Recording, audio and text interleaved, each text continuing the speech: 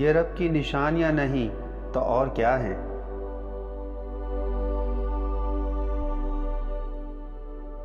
कि उसने इंसान के लिए बनाई ये पूरी कायनात। रंग बरंगे रस के भरे फल और सेहत बख्श रंग बरंगी सब्जियां, जिनकी रंगत और साख्त में छुपे हैं कुदरत के कुछ राज। जैसे गाजर बनी है आंखों के लिए, अनार बनाया गया ताकत के लिए, अखरोट में छुपी दिमागी ताकत, और लौबिया बना गुर्दों के लिए, और हड्डियों के लिए बनी सेलरी।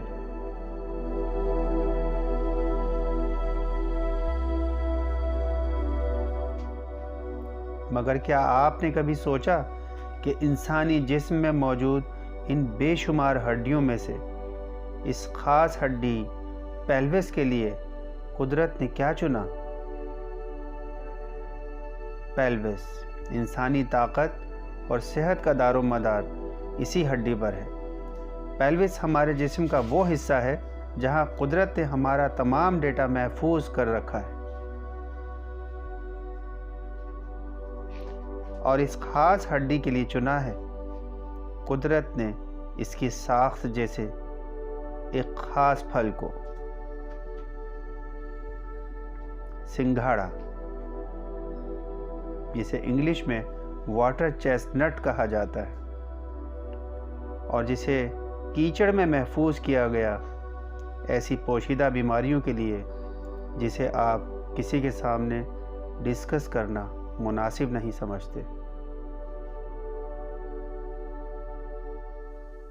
अस्सलाम वालेकुम नाज़रीन, जब कभी सर्दियां आने लगती है तो आपने देखा होगा एक फल सिंघाड़ा जो कि अक्सर ठेलों पर आपको नज़र आ रहा होता है, और इस फल को बहुत कम लोग पसंद करते हैं। बहुत से लोग तो इसको देखना भी गवारा नहीं करते, लेकिन इस फल में बहुत सारे फ़ायदे छुपे हैं। सिंघाड़े के जहाँ बेहद फ़ायदे हैं, उसके कुछ नुकसानात भी हैं।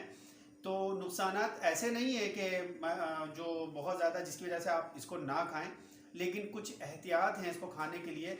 आज मैं वो एहतियात भी आपको सब बताने वाला हूँ। और आगे बढ़ने से पहले हमारी वीडियो को लाइक करें, शेयर करें, लोगों को बताएं, क्योंकि हमारा ये चैनल स्पेशली सीलिएक के मरीज़ों के लिए ही डेडिकेट कर दिया गया है। तो हमारी कोशिश ये होती है कि हम ज़्यादातर इसमें सीलिएक की बीमारी के बारे में ही डिस्कशन रखें और उनको वो चीज़ें बताएं के बारे में आम तौर पर सीलिएक के मरीज़ समझते हैं कि शायद हमारी ज़िंदगी ख़त्म हो गई है गंदम और जौ के बगैर, लेकिन हम आपको ऐसी ऐसी चीज़ें बताने वाले हैं कि जो जिसके साथ ज़िंदगी गुजारने से उनको गंदम और जौ की कमी बिल्कुल महसूस नहीं होगी।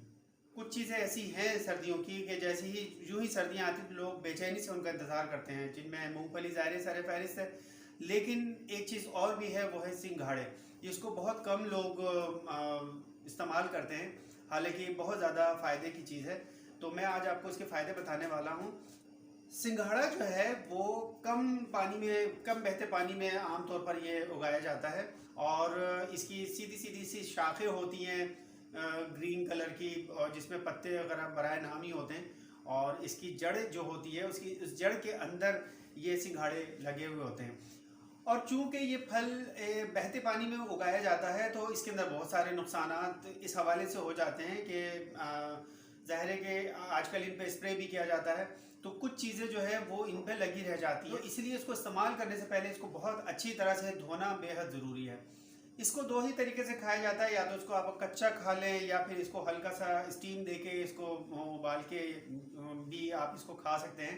लेकिन बेहतर ये होता है कि आप इसको स्टीम करके हल्का फुल्का सा स्टीम करके इसको खाएं, ताकि इसके अंदर जो मौजूद इसके छिलके के ऊपर जो मौजूद जरासीम है वो भी मर जाएं, और अंदर से जो थोड़ा बहुत कच्चापन है उसका वो भी ख़त्म हो जाए। इसका जायका जो है बिल्कुल ऐसा लगता है जैसे कोई कच्चा नारियल जैसे आप खा रहे हैं, इस तरह का इसका जायका है। जब ये सिंघाड़ा खुश्क हो जाता है तो इसको हम चक्की में डाल के इसको पीस के इसका आटा भी बना लेते हैं, और ये आटा बेहद काम की चीज़ है। अगर आप एक सेहतमंद ज़िंदगी चाहते हैं तो सिंघाड़े उसके लिए सिंघाड़े का आटा बेहद ज़रूरी है।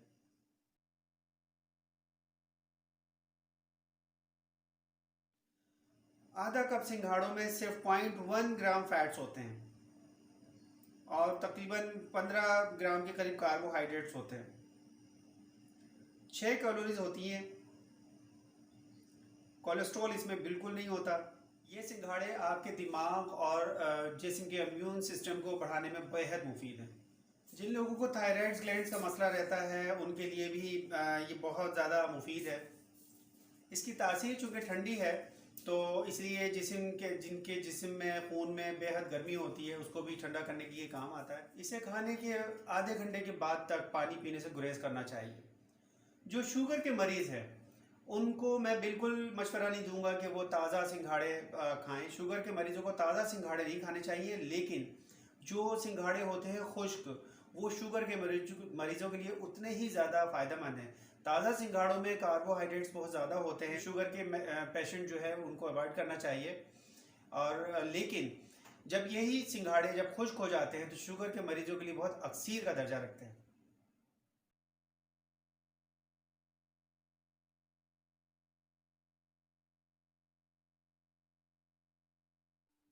सिंघाड़े के इस्तेमाल से थकावट दूर होती है और जिस्म में खून की तरसील बेहतर होती है। जचकी के बाद औरत के लिए सिंघाड़े के आटे का इस्तेमाल बेहद मुफीद साबित होता है। सिंघाड़े के आटे को गूंद कर जिस्म की सूजी हुई जगह पर लेप करने से तकलीफ दूर हो जाती है। सिंघाड़े के गूदे से बनाया हुआ सफ़ो खांसी से निजात दिलाता है। पानी में उबाल कर पीने से कब्ज़ की शिकायत दूर हो जाती है। मैदे के तमाम ज़ख्मों के लिए ये बेहद ताकतवर चीज़ है। ये सिंघाड़े का आटा वज़न कम करने वालों के लिए बेहद कीमती चीज़ है। जो लोग डाइट पर हैं वो इसके आटे को इस्तेमाल करें, अपने मल्टीग्रेन फ्लोर्स में इसको इस्तेमाल करें। आप देखेंगे कि ये इसकी कैलोरीज जो है इंतहाई कम है, कोलेस्ट्रॉल बिल्कुल सिफर है इसके अंदर और हर लिहाज से ये बेहद फ़ायदेमंद है। तो नाज़रीन, किस्सा मुख्तसर ये है कि सिंघाड़े में हर उस बीमारी का इलाज मौजूद है जिस बीमारी को आप किसी के साथ डिस्कस नहीं कर सकते। खातून हो या मर्द हो, कोई भी ऐसा मर्ज जिसको आप दूसरों के सामने डिस्कस नहीं कर सकते, उसका इलाज सिंघाड़े में मौजूद है। उसके मुख्तलिफ तरीक़े हैं, हम आपको बताते रहेंगे। हमारे साथ रहिएगा। अल्लाह हाफ़िज़।